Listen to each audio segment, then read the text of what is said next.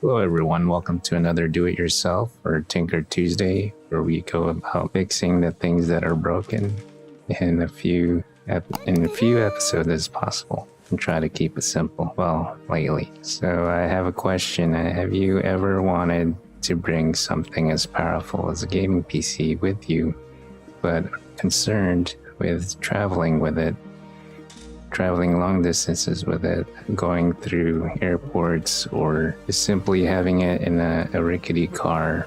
You ever wanted to go to a place that is really small and compact, so you need a compact PC that's powerful for gaming and editing? Well, in this episode we're going to upgrade and repair this small form factor PC that actually did break because of traveling.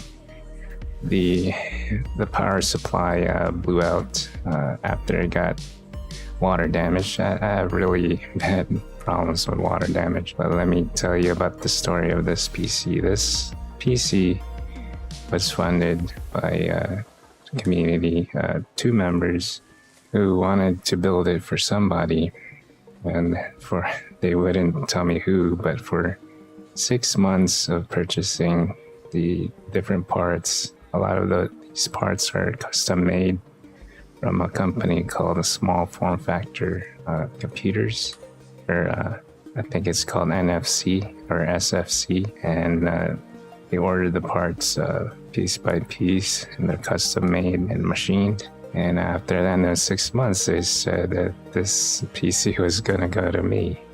I did put a listing out before I left for Virginia. I wanted to give this back to somebody who needed it, some college students or people who wanted to have something that's compact and was worried about transporting things. I advertised it as that, but I didn't get that many hits. So this PC I'm actually building potentially for somebody who doesn't really need an upgrade, but if it would make life easier for traveling, things like that, all the better, right? So this is gonna go to that person. Not sure if she wants this machine. So a couple of things. We're gonna upgrade it to the 32 gigs, so 2400 megahertz of RAM, DDR4. It's a Ryzen 7. I'll put the specs in the description below. It's got 8 cores, 16 threads. Forget the actual model. I'm adding 2 terabyte SSHDs and a 1 terabyte Western Digital Blue NVMe. It's I think it's the second generation or the first generation. It's meant to, it's not as warm as the newer generation, so it doesn't require a heatsink. This is going to be passively cooled. There's only going to be one fan. I'm replacing it with a 120 millimeter fan. This is a small form factor cooler. That's the NHLI by Noctua, which has a custom mod for a 120 millimeter fan. It normally has a 92 millimeter fan, so that's gonna help with the cooling on the side. And I'll show you where I got that. I actually had to get that myself, and it took a while for the shipping to go through. It only is able to be mounted on one side, the screws, but it's pretty stable. It's pretty in there. It's just right as far as the clearance of when you're putting the case down, so it doesn't impede anything. If you notice, I did make a mistake. I put the fan on reverse, so it's exhausting, but after a couple of tests, I noticed that it's a few degrees cooler than it would be if I did it the other way. So it's good to go. And the power stuff. So I wrote the makers of, or the manufacturers of HDplex. I also did a couple of reviews on this. I was an early adopter of this particular thing that they made, the all-internal transformer and the power unit for this HDplex. It's actually a 160 model now. The old model you saw me remove was something I had to modify. I soldered it myself, and it was probably one of the first times I did soldering with trying to make it look professional and things like that. But I think because if I had shrink wrapped it or made it more professional looking, it wouldn't have gotten water on the bottom of it. But that's something that's inevitable with me that moves every so often. It's bound to happen.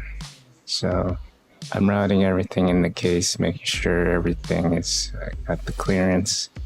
I don't like things that are out of place. So this was a perfect build for me. It took about 2 hours. I took some time to make sure everything went right. And I did a couple of tests regarding everything, making sure that it powers up. And I noticed I was missing a lot of Windows updates. But before I even go about giving a computer to somebody, I factory reset it and go to make it an out-of-box experience, the very first boot up you ever get when you first get a new computer, so that they could set it up the way they want it. I preloaded in administrator mode with the applications and drivers that it needs, but I could show you that if you're interested later. I could make a video on that. So as you can see, they did make a lot of upgrades, I noticed, with HDplex. There's now a ground wire.